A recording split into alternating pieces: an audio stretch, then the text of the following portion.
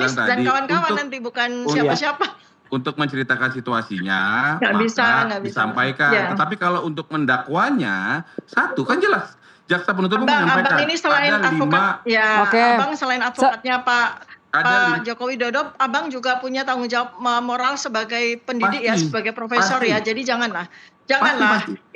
ilmu hukum ini dibengkak-bengkokkan Oh, hanya tidak. Kan, untuk kepentingan klien Anda, janganlah ya. Kan kita Kan juga belajar kita sama Jadi Iya. itu harusnya Jadi bisa Pak, dipatahkan di persepsi. Kenapa eksepsi. Prof Kalau Firman ini- silakan? di eksepsi. Ya, kalau ini saya bisa lurusin karena kan ada satu situasi di mana Bu Tifa, Pak Roy dan teman-teman lain saudara-saudara kita. Nggak ada lain nama itu Dr. Tifa. Adanya dan kawan-kawan. Iya. Jadi kan boleh-boleh saja ada suatu situasi untuk berbagai delik itu dibolehkan kok di dalam. Junto 55-nya nggak ada. Prof. Seperti itu kan Iya. gitu.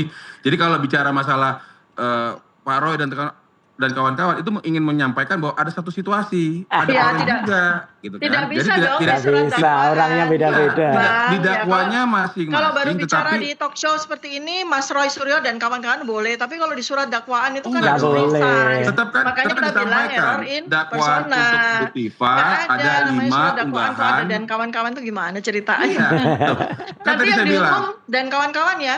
Enggak Ya kan? dok, Yang kan saya divonis bilang dan tadi kawan-kawan untuk nanti bukan Oh, iya. siapa-siapa. untuk menceritakan situasinya Nggak maka bisa.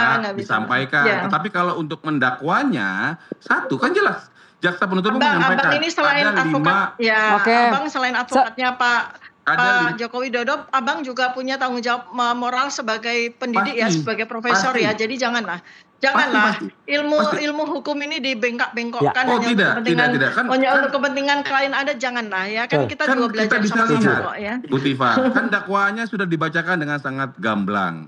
Kan Iya, sudah justru karena dijelaskan. itu, Ya kan? maka Jadi kita lihat kalau pada Bu surat Tifa dakwaan menarik itu. ke sana kemari kan itu sudah masuk ke pokok perkara. Maka saya Abang bilang yang tadi. menarik ke sana kemari, justru Ya, saya tadi kan, luruskan. ya, tadi dibilang, kok ini dakwanya ke Roy, karena memang kan bersama-sama. Ya, Artinya mana ada ada Nyatanya beberapa respon orang, dan ada kawan-kawan. masih ada juga di Nggak bisa situ. dong, nggak Jadi nggak bisa. bisa. Satu situasi, Mbak Flora, sama-sama. Mbak Flora Abang, silakan saya Mbak catat Flora. ya. Iya.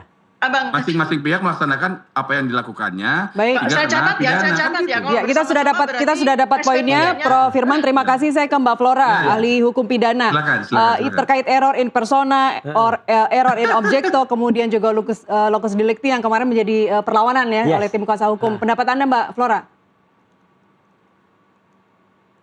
Ya, jadi wah ini udah bicaranya elaborasi ilmu hukum sih, Mbak. Kalau kita bicara soal locus delicti, tempus delicti, gitu. Karena pada dasarnya kalau kita menyatakan bahwa wah ini harus beyond reasonable doubt ya, ini harus jelas nih pasti yang mana. Nah, persoalannya di ilmu hukum kita itu masih juga menganut ya, mengimplementasikan namanya teori offset. Offset itu kita ada 3 macam.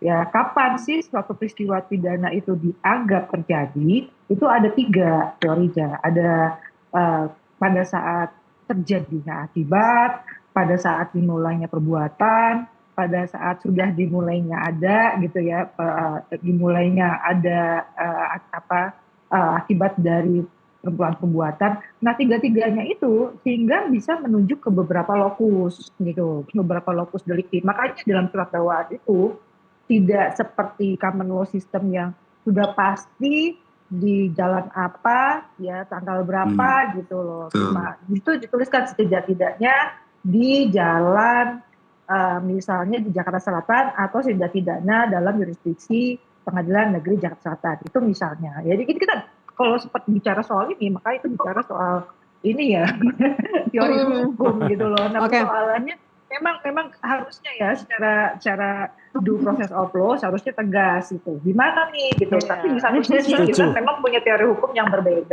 Gitu. Ya. Baik, tapi intinya 2 strategi hukum yang diambil oleh baik Mas Roy maupun Dr. Tifa ini sah menurut hukum ya? Bisa. Ya, bisa lah. Iya. Oke, silakan Mas Roy. Ya sah. Jadi terima kasih ya Bu Flora dan juga Pak Irvanto. Jadi gini, semua yang kita lakukan itu adalah menyesuaikan dengan kitab hukum acara pidana yang baru ya gitu. Kalau misalnya di situ memang ada yang membolehkan kita untuk melakukan beberapa kali praper dan itu tidak ada, ya ini benar Bu Flora, tidak seperti ada banyak itu kuasa hukum dari sono ya itu yang kemudian yang nggak resmi. Kalau yang resmi seperti Pak Firmanto, kemudian Pak Rifai, kemudian Banyak yang nggak resmi yang ngaku-ngaku apokat itu juga ada, yang ada kuasa hukum hitam putih merah biru segala itu kacau lah pokoknya.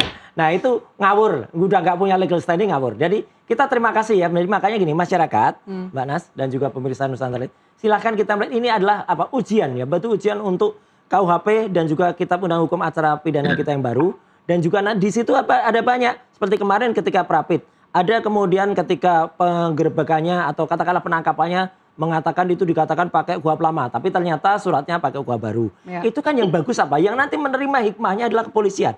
Kepolisian akan makin presisi, akan makin hati-hati untuk menerapkan ini dengan lebih baik lagi. Dan masyarakat tidak akan jadi korban lagi.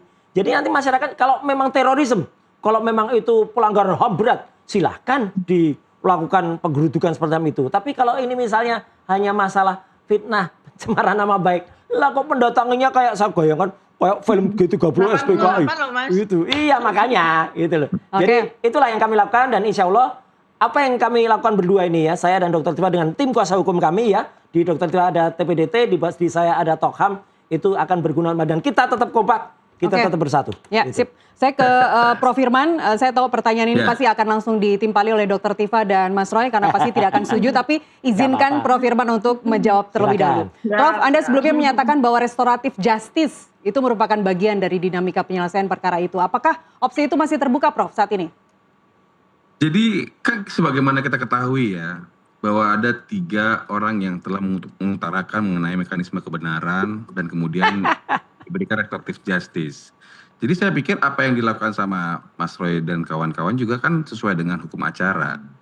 Dan tadi disampaikan sama Bu Tifa di awal disampaikan ada restoratif justice. Karena produknya kalau sudah masuk seperti ini kan nanti kan penetapan seperti ya, penetapan dari hakim. Jadi saya pikir kalau memang itu ditempuh ya bagus. Tapi kalau memang ingin membuktikan apa yang mereka lakukan itu benar, silahkan. Kami tentunya memberikan ini sebesar-besarnya kepada Bu Tifa dan kepada Mas Roy. Karena kenapa? Karena tentu apakah nanti kita mengatakan iya saya secara etika penelitian begini, kan nanti kita lihat semua kok, kelihatan kok. Jadi saya mempersilahkan untuk menyampaikan kok bisa dengan keilmuan dan sebagainya seperti apa tiba-tiba seseorang yang secara material itu adalah Pak Jokowi dibilang orang lain. Tapi saya sekali lagi tidak mau masuk ke dalam perdebatan yang materi daripada persidangan. Saya lebih baik mengajak semua pemirsa untuk cermat dan mengawal proses ini supaya sama-sama kita lihat. Supaya apa? Supaya bisa kita sama-sama buktikan mana yang sebenarnya sudah benar gitu kan, mana yang sebenarnya mungkin keliru. Jadi saya pikir itu aja dari saya. Oke. Saya lempar hipotesa ini deh ke Bu Flora. Kalau perkara ini sudah masuk ke tahap persidangan nantinya, kalau tiba-tiba ada kesepakatan RJ, itu bentuk konkretnya atau realistisnya lebih ke penghentian perkara kah, pengurangan hukuman kah, atau sekedar rekonsiliasi moral? Ya, sepengetahuan saja RJ itu kan hanya di tahap penyelidikan penuntutan ya Mbak ya gitu loh. Jadi kalau misalnya sudah masuk persidangan, maka kemudian ya, itu masuk kepada mungkin pertimbangan hakim ya untuk mengurangi tuntutan atau pidananya ya, atau tadi berkaitan dengan moral juga rekonsiliasi moral juga bisa gitu loh. Karena pada dasarnya kalau sudah persidangan kita kembalikan kepada keyakinan hakim. Oke. Di mana? Baik, Mas Roy silakan. Ya, kalau saya gini, kita semua harus hati-hati terhadap kalimat RJ ini. Karena RJ itu hanya untuk bisa digunakan untuk pasal 433 dan 434. Dan juga yang hukumannya di bawah 5 tahun. Jadi ini sebenarnya ada, mohon maaf ya, ada akal bulus lagi. Saya makanya sangat setuju ketika Dr. Tifa itu menolak RJ. Karena kalaupun Dr. Tifa udah namanya cemar, kayak mereka-mereka yang melarikan diri itu ya. Itu yang kemudian pengecut itu ya 3 orang itu. Ya itu udah cemar namanya, kalau dokter melakukan itu hanya mengurangi yang 433, 434 yang bisa di RJ. Karena yang dihitung di atas 5 tahun, itu harusnya nggak bisa di RJ. Dan menariknya gini, RJ pun bisa kita prapitkan. Jadi siapa tahu kalau RJ itu kita prapitkan, ada yang sudah dapat RJ di atas 5 tahun, tentu mungkin bukan Egy dan juga bukan DL ya. Tapi yang satu lagi, itu bisa dibatalkan lagi RJ-nya, dia masuk lagi. Bisa. Kalau RJ-nya diizinkan. Itu dok. Jadi benar sudah tolak RJ. Iya. Dokter Tifa, belakangan kan diberitakan Anda menolak opsi damai ya. kemudian benar. memilih melanjutkan proses hukum ini. Kemudian pertimbangan utamanya di balik penolakan RJ, sekali lagi kalau dua ini kan soal RJ ini kan selalu Anda menolak untuk Akal bulus nanti itu. gitu. Iya. Oke, jadi apa strategi berikutnya apa, Dr. Tifa? Ya, satu saya ingin mengoreksi apa yang disampaikan sama Bang Firmanto tadi ya, karena beliau itu menggunakan kami begitu ya. Jadi RJ itu bukan dari mereka, bukan dari mereka, tapi ini adalah sebuah prosedur hukum ya. Pertama sudah kita dapatkan 3 kali gitu ya dari peristiwa di mana Polisian ada 3 kejaksaan oknum ya yang melakukan RJ dan kemudian berhasil dapat SP3 gitu ya. Kemudian yang kedua juga pada saat proses kejaksaan juga pelimpahan itu juga kami ditawari restoratif justice. Yang ketiga adalah pada saat hakim. Jadi sekali lagi RJ itu bukan hadiah siapapun ya, itu adalah sebuah prosedur hukum dan kami yakini bahwa pemberian RJ maupun SP3 kepada 3 oknum itu benar-benar cacat prosedur kan gitu. Seharusnya tidak dilakukan dengan cara seperti itu. Harus dilakukan di pengadilan. Makanya Mas Roy bilang itu bisa dipapitkan gitu ya. Iya. Kemudian saya ingin sampaikan adalah bahwa yang sedang kita perjuangkan itu bukan soal saya ingin terhindar dari terali besi dari penjara dan sebagainya ya, walaupun betul-betul zalim ya karena mereka itu ini dengan pasal yang sangat besar ya 3235 8 tahun dan 12 tahun ya. Tetapi kami itu ingin memperjuangkan untuk tegaknya keadilan dan kebenaran. Dari peristiwa ini, kemudian dari daftar barang bukti, daftar saksi, daftar BAP yang kami dapatkan itu udah luar biasa. Banyak sekali nanti yang akan kita temuan-temuan yang akan kita presentasikan atau kita akan nanti disidangkan ya. Jadi silakan terkejut nanti ya Bang Firman ya atas temuan-temuan dari kami. Kemudian terakhir dari saya adalah bahwa begini. Jadi ini sebetulnya kalau seandainya sidang kan sekali lagi ya saya ingin sampaikan kalau seandainya sidang gitu ya itu yang akan susah itu Pak Jokowi loh ya karena beliau harus tidak hanya sekedar mempertahankan keaslian atau otentitas dari ijazah, tapi 709 dokumen itu juga harus beliau pertanggungjawabkan. Jadi tunggu saja ya kalau sampai sidang, kasihan beliau harus betul-betul jaga kesehatan. Sekian dari saya. Enggak, satu lagi Dr. Tifa. Kemarin kan Anda sempat menyebut nih, nanti jika eksepsi ditolak, maka sidang terbuka berpotensi jadi sorotan media internasional gitu ya. Dan ini akan menjadi presiden bagi perkara serupa. Apa pesan utama Anda? Pesan utama yang ingin Anda sampaikan kepada publik dan juga komunitas internasional yang sedang menyorot kasus ini?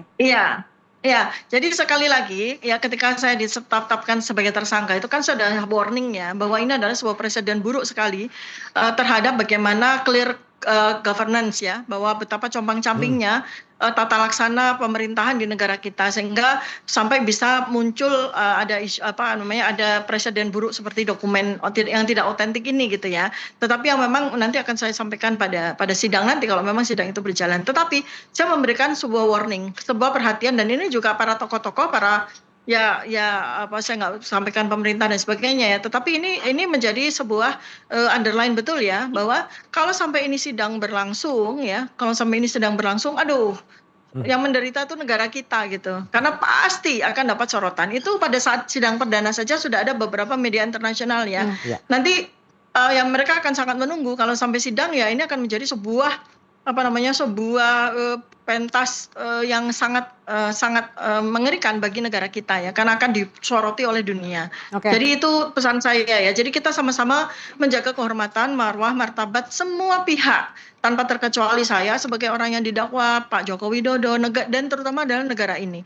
Maka itu ya pesan-pesan saya Baik, Dr. Tifa, terima kasih. Terakhir, Mas Roy, setelah pra-peradilan nanti, Anda siap menghadapi pemeriksaan perkara pokok dan kemudian membuka seluruh bukti yang Anda miliki di hadapan majelis hakim? Sangat siap, dan makanya itu pra-peradilan adalah forum yang sangat bagus. Sampai berapa pra-peradilan, tunggu saja tanggal mainnya. 9x9. Ya, tapi juga tadi betul yang dikatakan Dr. Tifa. Kalau Jokowi hadir, saya sendiri nggak yakin Jokowi hadir. Ya. Hadir karena akan ada banyak cara dia ngeles. Hadir tapi tidak tapi hadir. Ya itu banyak. Mau pakai Zoom, mau pakai apa, mau pakai dan kemudian pada dakwaan tiba-tiba muncul nama Kompol Syarif atau AKBP Syarif yang selaku dia yang melihat pertama. Yang melihat, yang melapor itu kan dulu Jokowi. Kok tiba-tiba muncul nama orang lain dan Jokowi kemudian nanti bisa kemudian digeser tidak menjadi pelapor tapi hanya menjadi saksi biasa. Kalau saksi biasa nggak wajib hadir. Ini hal-hal yang nanti akan harus kita cermati bersama. Prof Firman mungkin bisa menggaranti. Iya, jadi saya mau meluruskan saja dari awal ini adalah aduan yang menjadi laporan Pak Jokowi. Kalau lantas ada nama-nama orang lain itu hanya untuk dalam rangka nanti membuktikan. Nah, dulu nggak ada nama dengan itu. urutan peristiwanya seperti itu. Tapi kalau pidana dipastikan hadir ya, Prof? Iya, itu makanya saya mau sampaikan dan kalaupun memang nanti dalam persidangan Bapak sudah mengkonfirmasi ya dan langsung secara publik juga sudah menyampaikan akan hadir. Jadi Kita tunggu. Ketemu aja lah. Iya. Jangan sampai ada persoalan-persoalan baru gitu kan. Dan saya pikir sudah bijaksana kita tunggu dan nanti kita lihat dalam pembuktian. Saya rasa demikian. Kita tunggu, kita siap melihat Jokowi mengetik. Siap. Jokowi mengetik ya. Gitu. Kita tunggu. Yang paling dekat berarti hari Senin ya, tanggal 20 hasil dari pra-peradilan yang kedua. Dan nanti hari Kamis Mas Roy, Tifa. ya. Oke, baik. Mas Roy, terima kasih. Mbak Flora, terima kasih. Prof Firman dan Dr. Tifa. Kita ketemu lagi di lain kesempatan. Terima kasih semuanya. Selamat malam. Selamat malam. Pemirsa, 2 jalur hukum kini berjalan beriringan dalam kasus tudingan ijazah palsu Joko Widodo. Roy Suryo menempuh pra-peradilan ketiga dengan tuntutan ganti kerugian. Sementara Dr. Tifa masih menghadapi perdebatan hukum terkait kewenangan pengadilan dan lokasi terjadinya perkara. Putusan hakim pada kedua proses ini akan menjadi penentu arah lanjutan kasus yang terus menyita perhatian publik. NTV Prime masih akan kembali dengan informasi lainnya. Tetaplah bersama kami.